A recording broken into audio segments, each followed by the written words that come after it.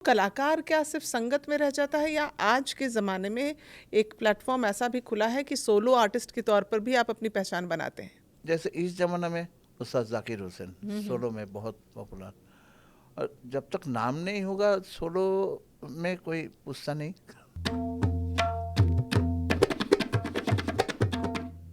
ये मंजा लगेगा। आपकी उंगलियां ना मक्खन की तरह घूम रही हैं दादा इस पे। बोलना तो हम लोगों का आदत नहीं, हम्म। हाथ से ही बोलना पड़ता। तो घर में कभी झगड़े में आप तबले से जवाब देते हैं? नहीं, ऐसा कभी वो नहीं हुआ। तो दादा, जैसे आपने बिल क्लिंटन के सामने, कैपिटल हिल जैसे मंचों पर अपनी प्रस्तुति दी है, तो फिर जब ये अंतर्राष्ट्रीय मंच पर एक कलाकार पहुंचता है तो वहाँ रिस्पांस कैसा होता है ऑडियंस का?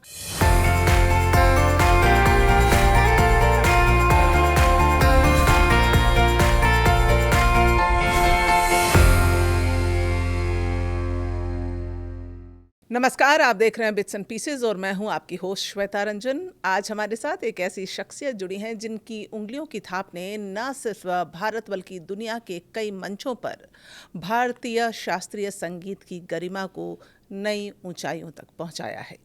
कोलकाता की सांगीतिक विरासत से निकलकर फर्रुखाबाद घराने की गहराइयों में साधना करते हुए इन्होंने तबले को सिर्फ एक वाद्य नहीं बल्कि एक जीवंत संवाद बना दिया।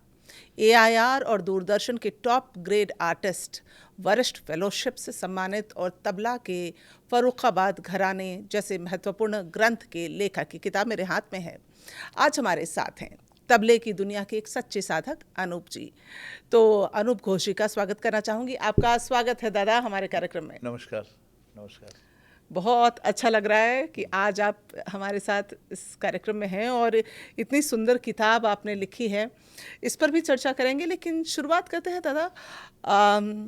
बहुत कम उम्र से आपका संगीत से जुड़ना हुआ, तो ये जाहिर सी बात है कोलकाता से में संगीत जो है हर घर में मिलता है, लेकिन एक कलाकार तक बनने का ये सब कैसे हुआ, कैसे जुड़ना हुआ आपका?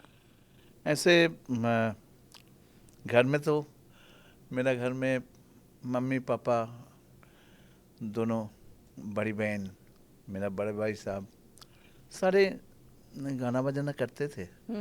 इंटरेस्टेड भी था। और पापा और मम्मी मेरा इंटरेस्ट देख के मुझे तबला सीखने के लिए दिया। पहले अपना उधर ही कोई गुरुजी संगीताचार्य श्री प्रबोध भट्टाचार्य, उनसे सीखा। क्लास 4th या 5th क्लास में वो तब तो बहुत कम उम्र रही होगी आपके। पढ़ते समय मैंने सीखना शुरू किया। फिर पढ़ाई का साथ साथ फिर हमारे टाइम में 11th क्लास में हायर सेकेंडरी होता, उस टाइम बंद हो गया। फिर कॉलेज में दाखिल होने का बाद मैं मेरा गुरुजी पंडित राधाकांत नंदी, उनके पास चले गए। तो कॉलेज लाइफ में उनके पास ही सीखना शुरू किया। लेकिन मैंने कभी सोचा नहीं इसको प्रोफेशन में लेके आऊँगा। कॉलेज का जो दौड़ वो ख़त्म होने के बाद सर्विस के लिए पापा ने बोला सर्विस करो। मैंने कहा हाँ सर्विस तो करेंगे। मैं वायरलेस टेलीग्राफी पढ़ना शुरू किया, सर्टिफिकेट ऑफ प्रोफिशिएंसी। ओके। वो जहाज में रेडियो ऑफिसर अच्छा। बनना है। लेकिन जहाज में 8-10 महीना रहना पड़ेगा। हाँ। फिर मेरा तो तबला तो छूट जाएगा। हाँ, वो पानी में रह के वो क्या है। तब उसके बाद मैंने सोचा ये तबला तो, क्योंकि मेरा तबला से प्यार था, मुझे तबला लेके आगे बढ़ना है ऐसा कुछ सोच नहीं था। लेकिन तबला तो मेरा सब कुछ है। तो पापा से बोला मुझे सर्विस नहीं करना, मुझे तबला ही बजाना। पापा ने बोला तबला बजाओगे तो कलकत्ता में कितना तबला लाना, और ये आगे तो जुआ खेलना है, इसको प्रोफेशन करोगे तो सक्सेस हो भी सकते, नहीं भी हो सकते। तो रिस्क ले रहा, बेटा देख लो। मैंने कहा देख लेते। फिर मैं मेरा गुरुजी जो राधाकांत नंदी जी, वो लाइट म्यूजिक का थे। मैंने गुरु चेंज किया। पंडित श्यामल बोस जी जो फरुखाबाद घराना की, पंडित ज्ञान प्रकाश जी का सीनियर स्टूडेंट, उनका पास चला गया। तो उनके साथ मेरा एक क्लोज, उनका बहुत सारे शिष्य था, लेकिन मेरे साथ एक अलग अटैचमेंट हुआ। तो मैं उनका साथ बहुत गहरी से रहना पड़ा। तो उनका फिर उन्होंने बोला बेटा तेरे घर पे कौन कौन है? मैंने कहा मम्मी और पापा, छोटे भाई इंजीनियरिंग पढ़ रहे हैं कानपुर IIT में, और बड़े भाई साहब भाभी वो दोनों सर्विस करते, वो अलग रहते। दोनों बहन का शादी हो गया, तो कोई लाइबिलिटीज नहीं, तू मेरे पास रह जा। तो रहते रहते एक दिन गुरुजी मतलब रहते रहते मेरा ऐसा हो गया, मैंने पापा से बोल दिया मुझे तबला ही बजाना, और मैं पीछे मुड़ के नहीं देखा। गुरुजी का घर में रहना शुरू कर दिया, और सारे दिन टाइम नहीं मिलता, उनका घर का काम। रात को 12 बजे बैठता था, सुबह 6 बजे उठता था। ये मैंने देखा है दादा कि पहले जो शिष्य होते हैं, अभी भी कुछ एक मिलते हैं जो अपने गुरु की सेवा मतलब सिर्फ संगीत सीख के नहीं, वो हर तरह से सेवा करते हैं। हाँ। तो वो चीज़ तो अब नहीं है। वो कारण है, उसके पीछे कारण क्या है? हम लोग उस जमाने में जो लोग गाना बजाना के गाना बजाना से प्यार है और सीखना चाहते, वो लोग इसको प्रोफेशन में इसको आगे बढ़ने के लिए कोशिश करते हैं इसमें, और इसको प्रोफेशन नहीं करते। तो अभी तो शौकिया बच्चे लोग एक्टिविटीज, तबला भी सीखो, स्विमिंग भी सीखो, टेनिस भी सीखो, सब कुछ। तबला एक और कोई माँ बाप तो रिस्क लेना नहीं चाहते इस जमाने में, जो गाना बजाना को प्रोफेशन करे बच्चे। सारे माँ बाप ही इंजीनियर डॉक्टर के पीछे भागते। मेरा बच्चा इंजीनियर, कोई भी बच्चे से पूछ लीजिए भाई आगे बढ़ के क्या बनोगे? मैं तो डॉक्टर बनूंगा। कोई नहीं बोलेगा मैं म्यूजिशियन बनेगा। तो हम लोग अपने जो बात का सेवा मनोभाव, हम लोग गुरु के सामने बिल्कुल सरेंडर कर देते थे। वो जैसा बोलेंगे, वो जैसा चाहते ऐसे ही हमें जाना चाहिए। और आजकल का बच्चे तो अलग अलग, वो जुग नहीं है आजकल का बच्चे। मेरा सोलो प्रोग्राम था पिछले साल त्रिवेणी में, दिल्ली का त्रिवेणी ऑडिटोरियम में। मेरे पास एक लड़का, बहुत सारे स्टूडेंट गए थे, एक लड़का आया नहीं, वो मेरा घर का पास ही रहते। तो उसका मम्मी से मैंने पूछा वो मेरा सोलो प्रोग्राम में आया नहीं। नहीं गुरुजी, उसका ना और इवेंट था। क्या? बास्केटबॉल फाइनल था। तो ये हमारा ज़माने में नहीं होता। अगर मैं कहते मैं आ नहीं पाऊँगा बास्केटबॉल फाइनल, तो मैं 22 मंजिल में रहते ना, मेरा गुरुजी अगर 22 मंजिल में रहते तो उधर से एक लात नीचे। ऐसा ही जमाना था, हम लोग बिल्कुल सरेंडर कर देते। आजकल वो चीज़ नहीं है। तो दादा आपने कहा कि आपके गुरु ने आपको फरुखाबाद घराने से इंट्रोड्यूस कराया, वहाँ से आपका वादन थोड़ा बदला होगा आपके श्यामल बोस जी ने। तो फरुखाबाद घराने पर आपने एक किताब भी लिखी है, क्या खासियत है इस घराने की, और फिर आपका वादन किस तरह से एक नया रूप लिया इसने? हाँ, इस घराने की खासियत यही है, इस घराने में गत जो सेट कंपोजिशन बड़े बड़े ग्रेट मास्टर्स ने बनाया, हाँ, वो गत बहुत है। और बहुत किस्म का गत है, जैसे मंजादार गत है, बहुत सारे गत है। तो और इस घराने में गत छोड़ के थोड़ा कायदा, ऐसा कायदा है वो कठिन, थोड़ा बकरा, मतलब सिंपल नहीं, कॉम्प्लेक्स कायदा, और मीठा सा है। इस घराने में रेला जो है वो आजकल किसी भी घराने का तबलिया वो रेला फॉलो करते हैं। और रेला ऐसा ही रेला है इस घराने का रेला, और मेलोडी है इस घराने मतलब में। चाहे किसी भी घराने के हों, वो फर्रुखाबाद लेकिन घराने का रेला। फर्रुखाबाद का रेला छोड़ के वो बजा नहीं सकते। ओके, तो कुछ झलक देख सकते हैं क्या दादा? हाँ, दिखाऊंगा, प्लीज। देखिए, जैसे गत इस हमारे घराने में जैसे मंजादार गत है, 3 लय का 3 स्टेज है, 1 2 3 4, 1 2 3 4 5 6, 1 2 3 4 5 6 7 8, ऐसा। दिन दिन ताकिट धातरिकिट धीतिट कतक दिगे धातरिकिट धीतिट कतक दिगे ना, दिन दिन तकिट तकिट धतक धतक कतक दिगे ना।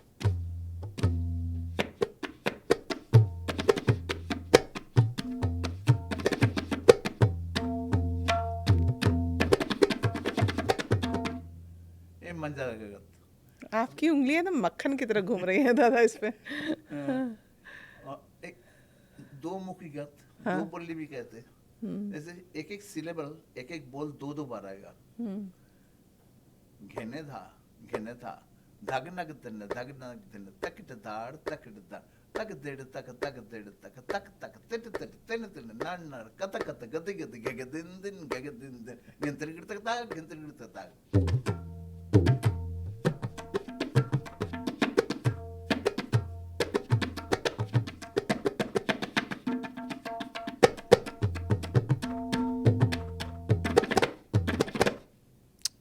बहुत सुंदर।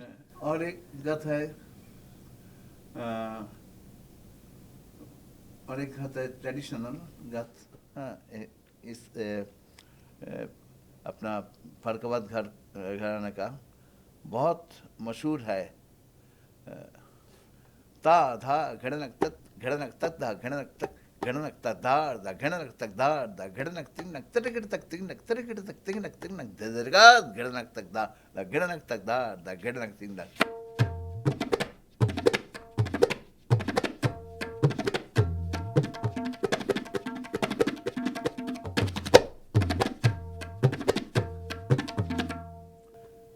फिर गत तो बहुत गत है, लेकिन टाइम तो इतना, वक्त हमारे पास इतना नहीं है। फर्रुखाबाद घराना गत के लिए मशहूर है। कायदा कायदा। कायदा में जैसे मैंने कहा कॉम्प्लेक्स कायदा, ये 30 जाति का कायदा। धाक धातक गिनत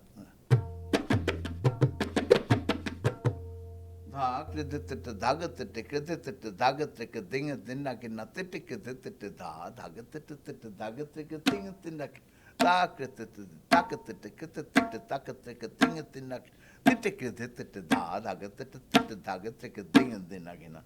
ये बहुत ही अनकॉमन।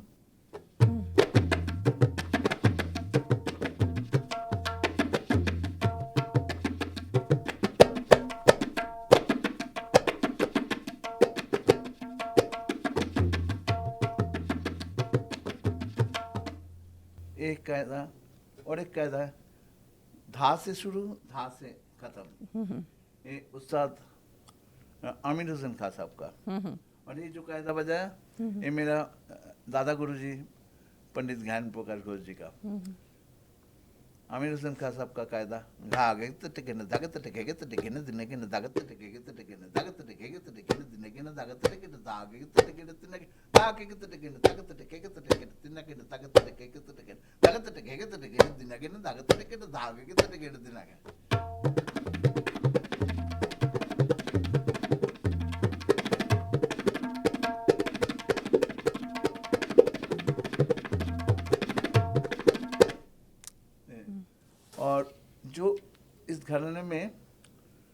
जो रेला रेला इतना मुलायम होता।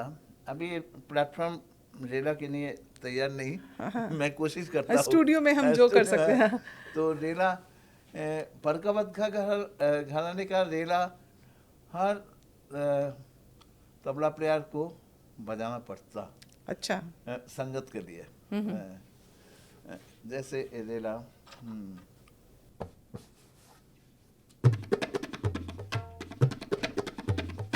गिड़नक तक गिड़नक दात गिड़नक तक गिड़नक दा गिड़नक तक गिड़नक दात गिड़नक तक गिड़नक दा।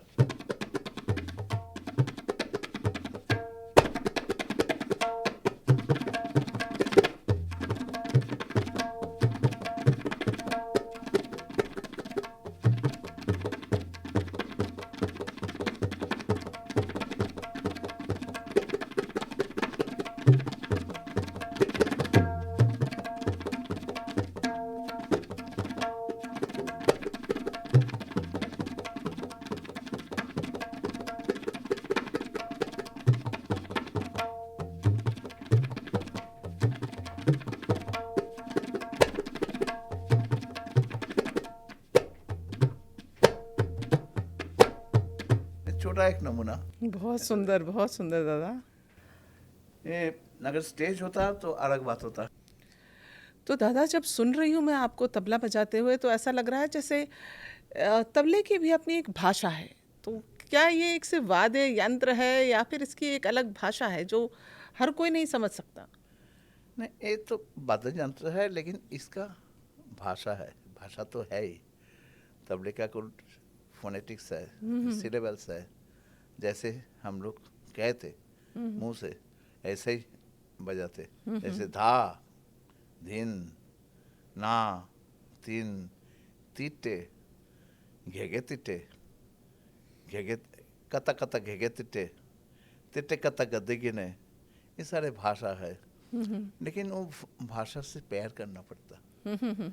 भाषा से प्यार हो गया तो हम लोग का तबले की फोनेटिक्स से ही हम लोग का प्यार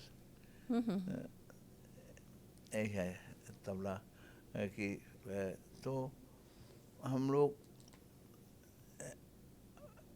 बोलना तो हम लोग का आदत नहीं, हाथ से ही बोलना पड़ता। तो घर में कभी झगड़े में आप तबले से जवाब देते हैं? नहीं, ऐसा कभी वो नहीं हुआ। वो मुहूर्त नहीं आया। अच्छा क्वेश्चन। नहीं, जब शुरू में हम लोग का शादी हुआ उस टाइम तबला से ही बोलते थे। हाँ भाई आ जाओ, टिका था गदे गिडे। तो अभी जैसे थोड़ी देर पहले आपने कहा दादा कि फर्रुखाबाद घराने में जो रेला है उसके बगैर संगत मतलब अधूरा ही है, पूरा नहीं होता। तो अक्सर हमने देखा है कि तबला एक ऐसा इंस्ट्रूमेंट है जिसमें जो संगत के लिए ही अमूमन इस्तेमाल किया गया। सो कलाकार क्या सिर्फ संगत में रह जाता है या आज के ज़माने में एक प्लेटफॉर्म ऐसा भी खुला है कि सोलो आर्टिस्ट के तौर पर भी आप अपनी पहचान बनाते हैं? सही बात। Solo tabla it could be played as a solo instrument, क्योंकि हम लोगों के पास बहुत तालीम है। उस तालीम का दौर से हम लोग सोलो बजा सकते। लेकिन सोलो पहले ज़माना में नाम जिन लोग का हुआ था, जैसे उस पंडित शांता प्रसाद जी, उस सोलो बजाने में मशहूर था। उस्ताद अहमद जन तिरकवा, उस संगत से ज़्यादा सोलो उनका पॉपुलर था। तो सोलो में जैसे इस ज़माना में उस्ताद जाकिर हुसैन सोलो में बहुत पॉपुलर। और जब तक नाम नहीं होगा सोलो में कोई पूछता नहीं। हम लोग को संगत करना पड़ता। संगत जैसे ऐसे गाने का साथ इंस्ट्रूमेंट, स्ट्रिंग इंस्ट्रूमेंट का साथ, ब्लोइंग इंस्ट्रूमेंट का साथ करना पड़ता। लेकिन एक बात है, ये संगत करना ज़्यादा मुश्किल है। रियली रियली संगत करना ज़्यादा मुश्किल है। सोलो में लेकिन उसमें पहचान कहीं छुप जाती है हाँ संगत हाँ कलाकारों हाँ की। कई आप सोचिए, आप एक ऑर्गेनाइजर, आप प्रोग्राम बनाएंगे, हाँ, तो मुझे सोलो में बुलाया 3 महीने पहले, आपने मुझे आपने कॉन्टेक्ट, तैयार कर लिया। हाँ, मैं 3 साल बजाऊंगा। मैंने आपसे पूछा मैं ड्यूरेशन कितना, 1 घंटा बजाना, तो मैं 40 मिनट 3 साल, फिर 20 मिनट झाँप ताल, क्या रूपक और कोई ताल।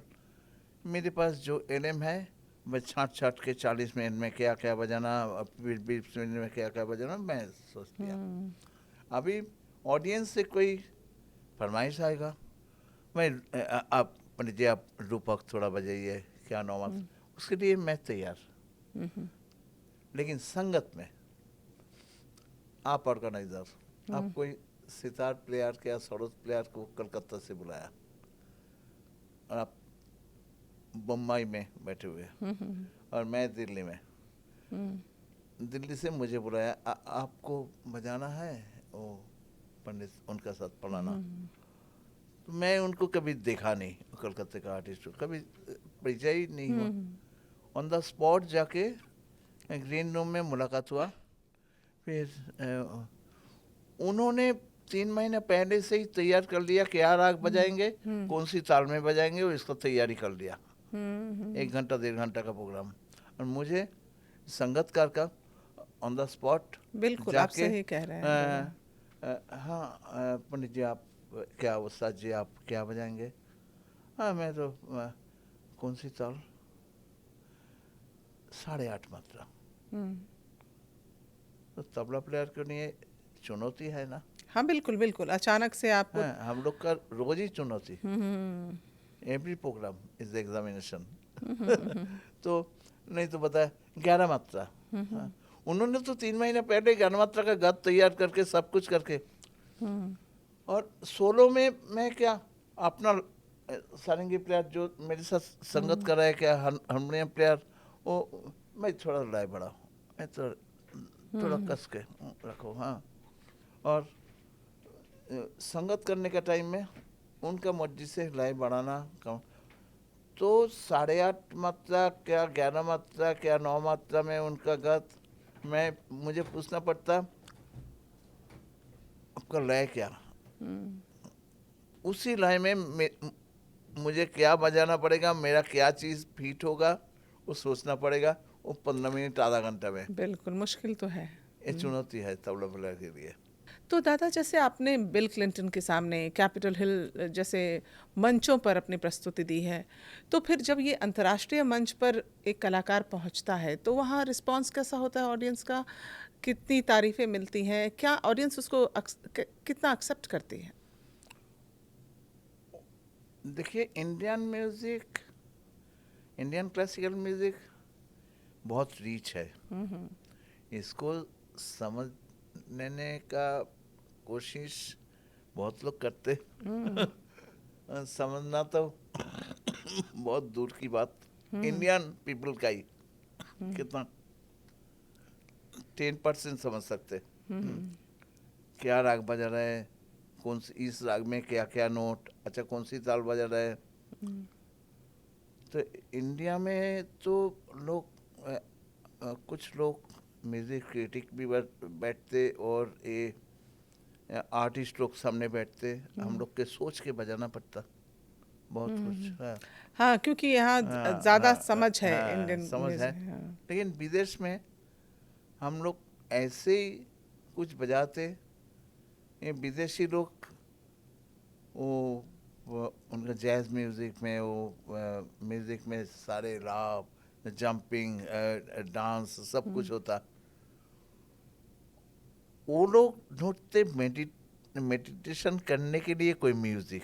तो Indian music, Indian classical music meditation करने के लिए ही है। वो लोग एकदम एकदम पिन ऑफ साइलेंट होके हैं, अपने आप को मेडिटेट कर लेते, सुनते। और प्रोग्राम के बाद क्लैपिंग, समझ में ज़्यादा कुछ नहीं आता, लेकिन हम लोग का इंडियन जो सुर, मेलोडी उनका समझ में आता हुआ अच्छा लग रहा है। क्योंकि लैंग्वेज तो यूनिवर्सल ही लैंग्वेज है है, ना। Language universal. क्योंकि Indian music, Indian classic music in between the notes, not on the notes.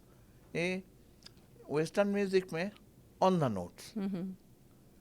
हम लोग क्या सा और रे का बीच में जितना श्रुति है, उस श्रुति से लेके हम we are grinding the note सा, और कोई रे, और वो लोग सा रे ऐसा करके। ऐसे तबले में भी, हाँ, वो लोग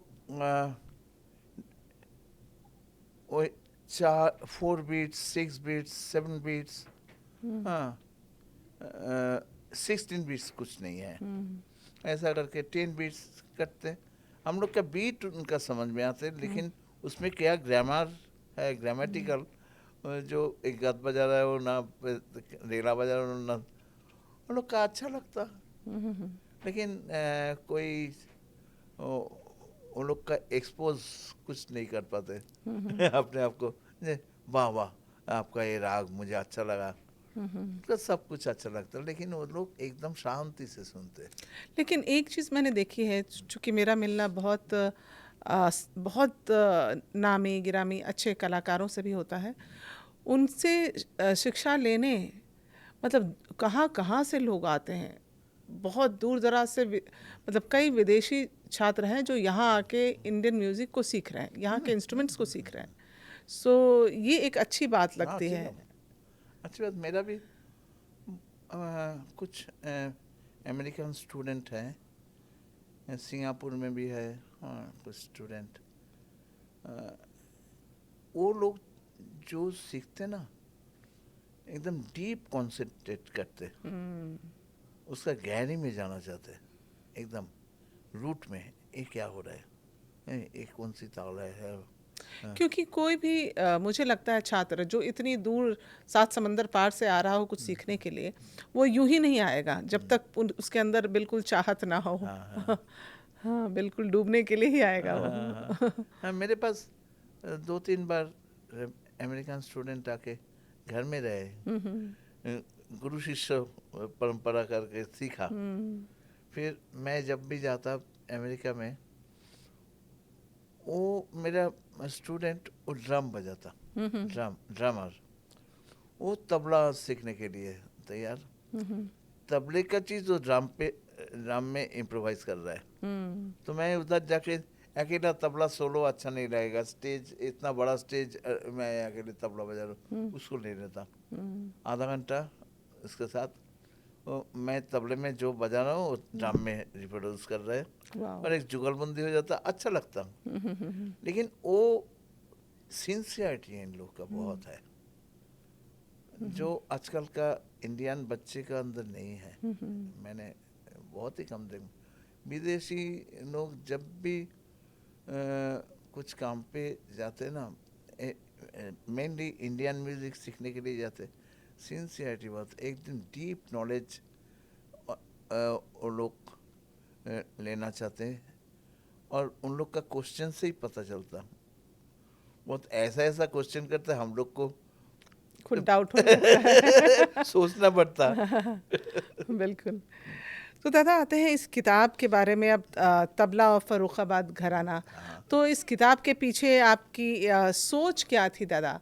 क्योंकि क्या ये एक मतलब डॉक्यूमेंटेशन था फर्रुखाबाद घराने का, और कैसे हुआ ये? मैंने उस टाइम फ्री टाइम था, आप लोगों को सबका ही मालूम है, कोविड का टाइम में 2 साल हम लोग बिल्कुल बैठे तो रहे। आपने उस टाइम को बिल्कुल अच्छे से यूटिलाइज किया। हाँ। मैंने उस टाइम सोच लिया क्या, और आगे कुछ नहीं होगा, क्या होगा, ये तो एक भी ऑडिटोरियम नहीं खुल रहा है, कुछ भी नहीं, गाना बजाना बंद, तो कुछ करके जाए तो आगे का पीढ़ी के लिए एक डॉक्यूमेंटेशन होगा। तो मैंने एक और देखा हमारा घराने, और इस बहाने में मुझे थोड़ा नॉलेज भी मिल गया।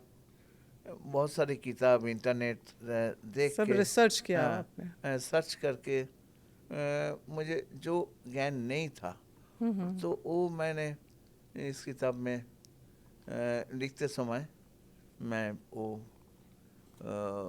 गौर किया। क्योंकि और एक चीज़, फारुखाबाद घराने, बहुत सारे घराने के ऊपर किताब है लेकिन हिंदी में, इंग्लिश में किताब बहुत कम है, इंग्लिश लैंग्वेज में। इसीलिए मेरा ये किताब अमेरिका यूरोप में बहुत अच्छा चल रहा है, अमेज़ॉन में मिलता। तो मैं यही सोच के किताब लिखा, एक कोई स्कूल कॉलेज में स्कूल कॉलेज यूनिवर्सिटी का स्टूडेंट के लिए नहीं, एक खाली नॉलेज के लिए। जो लोग फरकाबाद घराना या कोई भी तबला प्लेयर, उनका इस घराने के लिए थोड़ा घराना के पीछे क्या है, इसका हिस्ट्री, इसका स्पेशलिटीज़, तो ये जानने का कोशिश करेंगे तो वो लोग ये किताब पढ़ सकते बुक। और फरकाबाद घराना का ऊपर कोई अगर रिसर्च वर्क करना चाहते तो ये बुक उनका एक केटर कर सकते हैं। लिख सकते। यही सोच के मैंने लिखा, और आगे का पीढ़ी पढ़ सकते हैं। बिल्कुल, तो आपने इस समय को बहुत अच्छे से यूटिलाइज़ किया, हाँ, और ये एक ऐसी किताब के रूप में आपने तैयार किया जिसमें अगर फर्रुखाबाद घराने के, मुझे लगता है ज़्यादातर जो खासियतें हैं, जो कुछ भी रहा डिटेल्स, वो सब इसमें, एक जगह आपने इसमें, उसको संग्रहित कर दिया है। इसमें 4 चैप्टर है। पहला चैप्टर में हिस्ट्री ऑफ फरकाबाद घराना, दूसरे चैप्टर में स्पेशलिटीज ऑफ फरकाबाद घराना along with example, third chapter में the great maestros behind this gharana who popularized this Farrukhabad घराना and reason of popularity। और फोर्थ चैप्टर में लिविंग फरकाबाद घराना का लीजेंड्स, 4 अच्छे अच्छे कलाकार जो अभी हैं, उनका लाइव इंटरव्यू, वो मैंने इंटरव्यू लेके लिखा। Very nice. तो दादा, आज के ज़माने में अगर हम देखें, जैसे आपने इतनी मेहनत की, इतने मतलब आपने जीवन दिया अपना तबला को, और एक किताब भी आपने किताब के रूप में भी सारे जानकारियों को एक जगह इकट्ठा किया, लेकिन आज के युवा वर्ग को जब हम देखते हैं, अगर मान लिया कि कोई तबला सीखना शुरू करता है, तुरंत वीडियो बना के, रील बना के और वो डालने लगते हैं, हम तो मतलब क्या मैसेज देना चाहेंगे आप? असल में ये आजकल का ज़माने में जो बच्चे लोग कर रहे हैं, वो तबला लेके ही सोचते कब मैं स्टेज में भी जाऊँ। और ज़्यादा तक मैंने देखा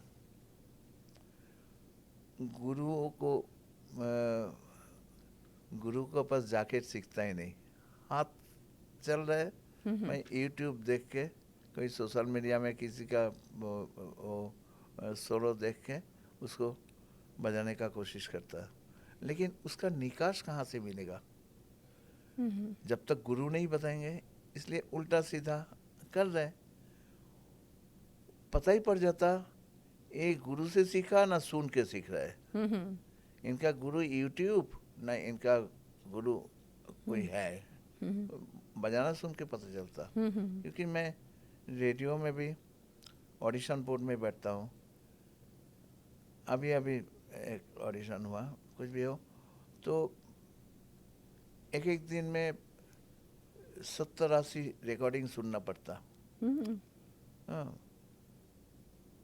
तो उसमें तबले का रिकॉर्डिंग कम से कम 20-25, और सितार का है, सरोद का है, शनाई का है, फ्लूट का है, गाने का है। तो एक तबला धा सुन के ही पता चलता। अब तो इतने साल बाद आपको पता चल ही जाता होगा। बिल्कुल।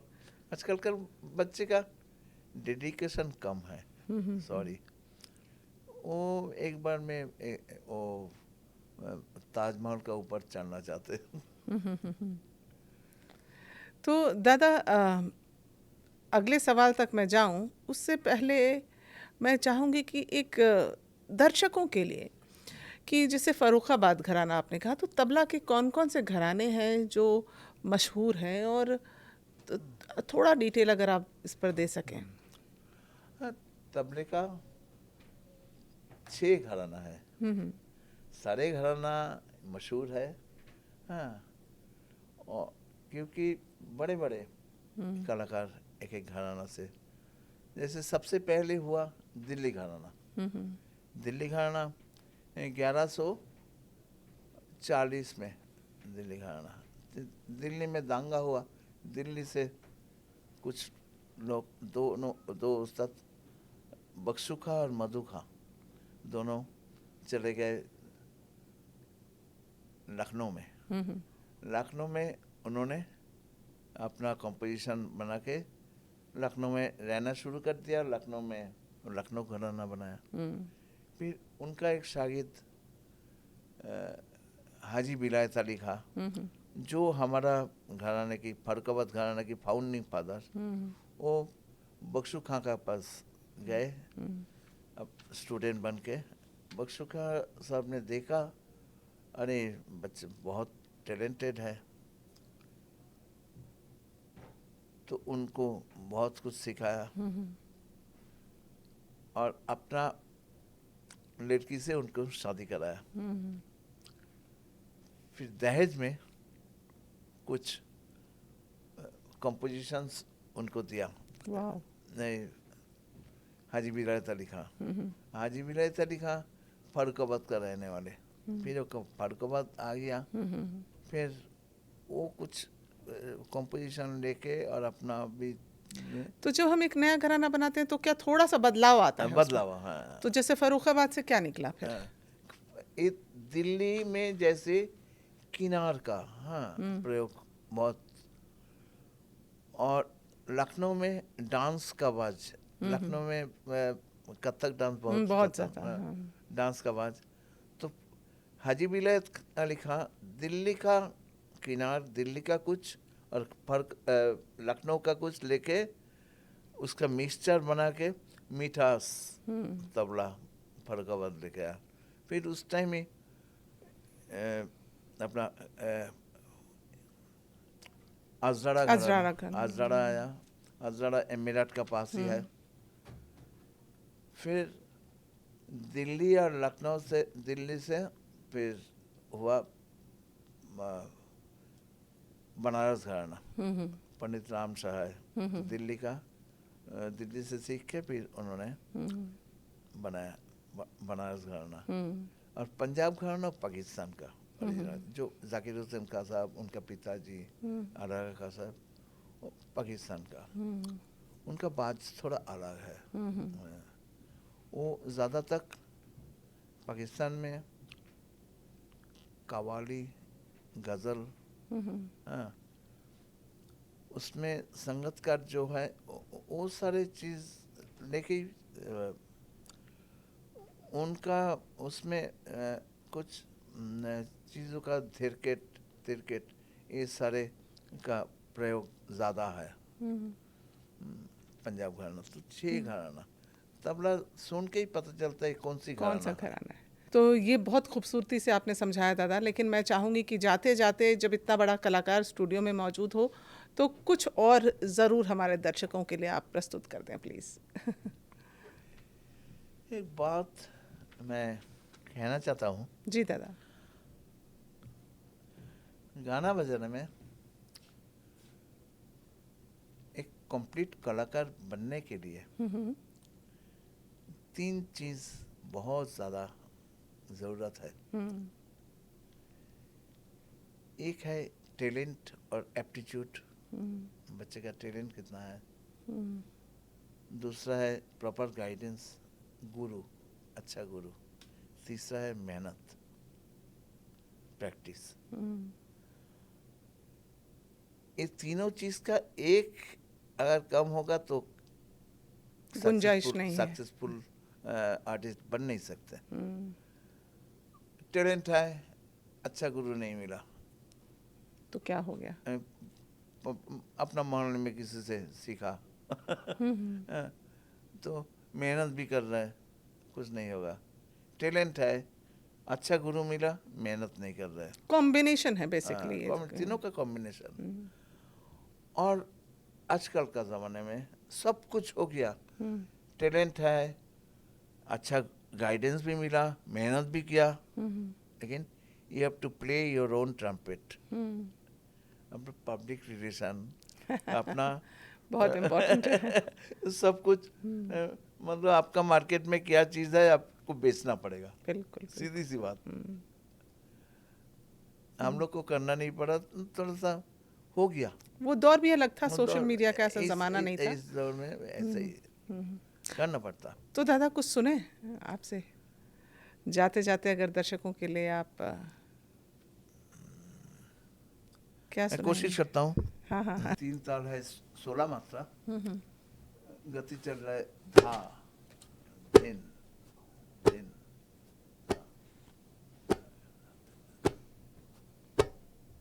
इसमें खंड जाती 1 2 3 4 ऐसा गति चल रहा है। 1 2 1 2 3 1 2 1 2 3 एक गति चल रहा है।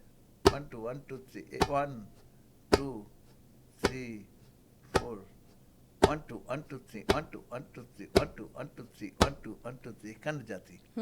4 में 5 तो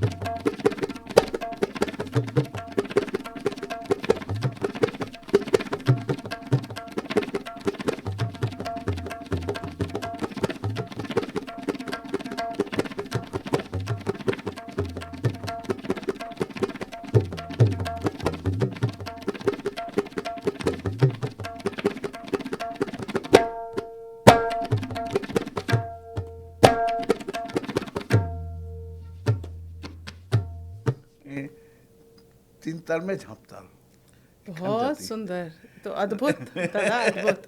नहीं, मैं कोशिश किया क्योंकि अभी भी मुझे अपने आप को कलाकार मैं आपको सोचता ऐसे ही नहीं। छोड़ती नहीं, जाने नहीं देती, लेकिन स्टूडियो में थोड़ा सा लिमिटेशंस हो जाता है कि इंस्ट्रूमेंट को भी अभी सही भी मैं एक छोटा सा स्टूडेंट ही हूँ। अरे नहीं दादा, तो बहुत अच्छा लगा दादा आपसे बात करके। बहुत बहुत शुक्रिया कि आपने वक्त निकाला। समय की पाबंदी है, नहीं तो मैं तो चाहती हूँ कि और सुनती रहूँ, और थोड़ी लिमिटेशन हो जाती है स्टूडियो में, इसलिए। नहीं तो बहुत बहुत शुक्रिया दादा, आपने वक्त निकाला। आपको भी शुक्रिया। मैं यही सोचता रहता, मैं अभी भी स्टूडेंट हूँ और अभी भी सीखने का बहुत कुछ है। थैंक यू दादा, थैंक यू। तो आज के इस एपिसोड में फ़िलहाल इतना ही। उम्मीद करती हूँ कि आपको बहुत इंटरेस्टिंग लगा होगा ये एपिसोड, और बहुत कुछ सीखा होगा आपने। तो अगले एपिसोड का इंतज़ार कीजिए, क्योंकि एक नई हस्ती के साथ हम आपके सामने दोबारा होंगे। फ़िलहाल आप मुझे दे इजाज़त, लेकिन आपसे एक रिक्वेस्ट है कि हमारे चैनल को आप सब्सक्राइब ज़रूर कर लें, और हमारे इस वीडियो को ज़्यादा से ज़्यादा लोगों तक पहुँचाएँ, ताकि जो लोग इस इंटरव्यू को, इस पॉडकास्ट को नहीं सुन पाए हैं, वो सुने और बहुत कुछ हासिल करें। नमस्कार।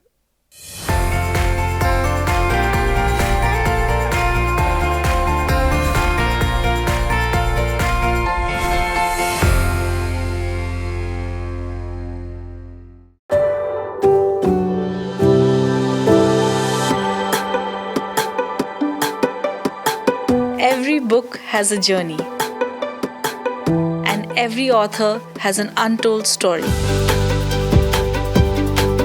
Behind every powerful book lies curiosity, courage, and countless conversations. Discover them all on Books and Banter, a Dialogus Digital original series.